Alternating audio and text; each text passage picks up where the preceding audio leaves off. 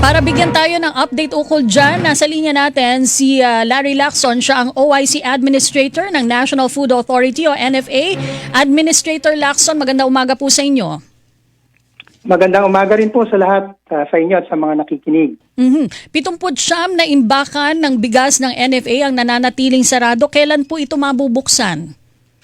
Actually po, nagbigay na po ang DA ng instruction sa amin at kami po kumilos na rin ng mabilis na mabuksan ito sa lalong madaling panahon. Pero i-take ko na rin itong opportunity po na ito na ang proseso po ng pagbubukas mayroong mga sinusunod din po, no? Kasi mabubuksan lamang po namin ito kung matatransfer yung responsibility ng masuspend doon po sa another person. Kailangan po mayroong proseso, kailangan pong banded siya, may mga requirements po ang COA na kailangan po naming tugunan para po makapag-transfer ng responsibility and eventually opening up ng bodega. So, yun po. Pero ginagawa na po namin to, pinapaspasan po namin.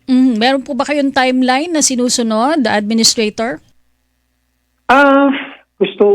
Gusto natin sana, no, kung po pwede, kahapon pa. Pero sa totoo lang po, medyo it will take siguro mga few days pa. Tapos magmamahal na araw po next week. So medyo ayun po ang sitwasyon natin ngayon. Pero bibilisan po natin ito sa abot ng ating mga kaya. Okay. Nasaan mga lugar po ito, itong mga warehouse na ito, sir? Yung mga nakasarado pa po ay nasa meron pa po sa Southern Tagalog, no, sa Batangas, sa Palawan, sa Quezon, meron po sa Legazpi City, sa Libon Albay, sa Ligao City, sa Daet. So, marami-rami pa po to. If you want, I can read them all. Sige po, hindi na po. Okay na. Kulang po tayo sa oras. Pero kulang po tayo sa oras. Maapektuhan po ba? Dahil sabi nyo, hindi basta-basta mabubuksan. Maapektuhan po ba yung supply ng bigas? Hindi po namin, sa totoo lang po, hindi po namin nakikitang makaka-apekto po ito, no? Sa supply ng bigas.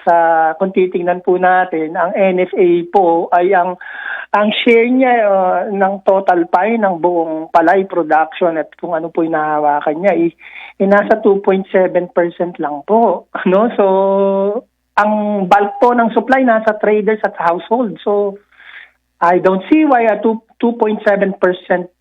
share in the pie ay makaka-apekto po sa supply. So wala pong mananamantala sasabihin dahil sarado po yung mga warehouse.